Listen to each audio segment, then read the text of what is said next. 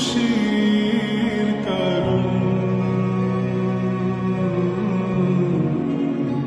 বলো তোমার মতো করবে কে শাসন।